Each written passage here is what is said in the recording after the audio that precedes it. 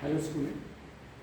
In last few lectures we have started the algae, and in algae we have gone through the various classes, various divisions, and today we are going to look or concentrate on the member of the Xanthophyceae, and the example of that Xanthophycean member, that is nothing but the Vaucaria.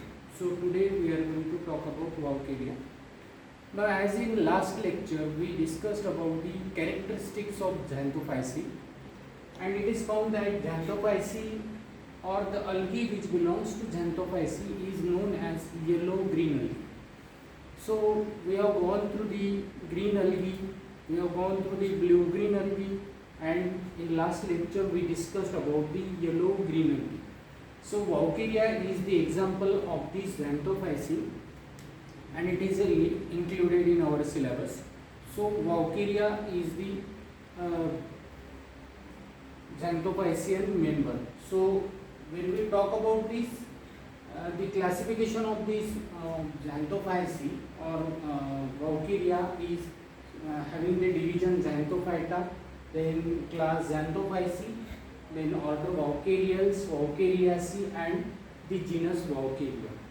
Now here this is nothing but the kingdom Chromista. Actually we include this particular Vaucaria, or we can see that this Vaucaria is included in the kingdom Plantae.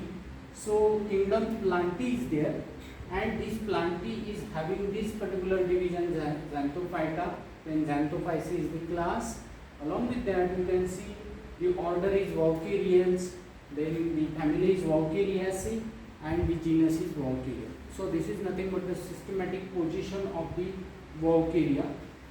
Now when we talk about the general characters of the Vaucaria, Vaucaria is yellow-green alga that belongs to the class Xanthophyceae. So it is the best example of Xanthophyceae that we call it as a yellow-green alga. It is commonly known as water-fed. So as we know that it very well known that this particular Xanthophycean member will occur or grow very well in water area, and that's why it is commonly known as water fed. This species is found worldwide, mostly in a fresh water and in marine environment also. Along with that, some of the species are terrestrial as well, as they grow on mud. They can become commonly seen in estuaries, salt marshes, ponds, and wet farmlands. So simply we can say that this particular Vaucaria will observe, or we can say occur, at various field or various parts, but the most important thing, they require a humid atmosphere, water content is required, and suppose the water is low, but then also it will grow in that particular area. Say for example in the mud area, and in that area the Vaucaria will grow very well.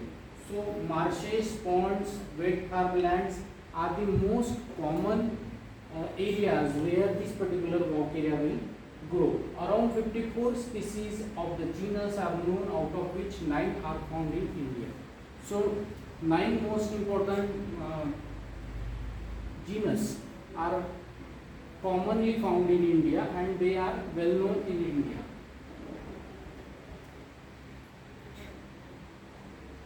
Now the plant body of Vaucaria is filamentous, branched, cynocytic, and stephanocoeous thallus. So you can see when you observe this particular Vaucaria, it will having a filamentous growth. It is a cynocytic and it is a branch. So branch structure is appeared along with the stephanocoeous thallus is there.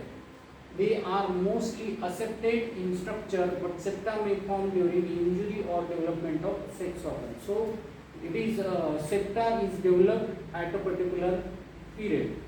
The terrestrial species of Vaucaria are found attached to the soil substratum by rhizoids. However, the floating species have no or ill-developed rhizoids. So generally rhizoids are not observed in the Vaucaria, but in some species, say for example the species which is having the terrestrial habitat, in that Vaucaria or in that particular species the rhizoids are developed for the attachment. The filamentous body of Vauqueria has a thin outer wall which is less elastic in nature. So it is a thick wall is present. So here you can see this is the Vauqueria, and here you can see the attachment. For attachment you can see there is rhizoids are present, hepterons it is known here, and here this is nothing but the cynocytic branched filamentous growth of Vauqueria is observed. So here you can see the branch is there, then it is cynocytic structure and it is filamentous structure also. Now when we observe this under a microscope and when we carefully observe this particular structure, you can find these particular things that is known as chloroplast. Along with the chloroplast, nucleus is there, then oil droplets is there, central vacuole is there, and having this cell wall. So all the parameters are not visible under microscope, but the structure which is shown here, somewhat structure will appear in the microscope. Say for example, cell wall we can see, then the central vacuole is observed, then in some you can see the oil drops are also seen in some content. So this is nothing but the structure of the Vauqueria. So here we stop with this discussion of the general characteristics of the Vauqueria. Again I repeat, what are the general characteristics? The first thing, Vauqueria belongs to the class Xanthophyceae, then order Vauquerelles. Then this Vauqueria, well known and very well studied, we can say, in the group that is Xanthophyceae. This Vauqueria is having the different characteristics. For example, they grow in fresh water also, they grow in marine water also.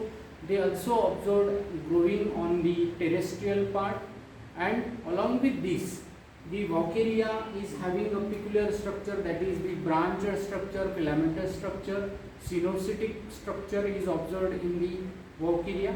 Along with this, we can say that there is a presence of chloroplast. Along with this, in the Vauqueria, the most important pigment that is present known as xanthophyll, chlorophyll A, chlorophyll E, and beta carotene. These are the most important pigments, or we can say the parts which is present inside to the xanthophylls or in a Vauqueria. So here we stop with this discussion. In upcoming lecture we are going to discuss about the reproduction in Vauqueria. So watch this video 2 times to understand the concept of the general characteristics of Vauqueria. Thank you.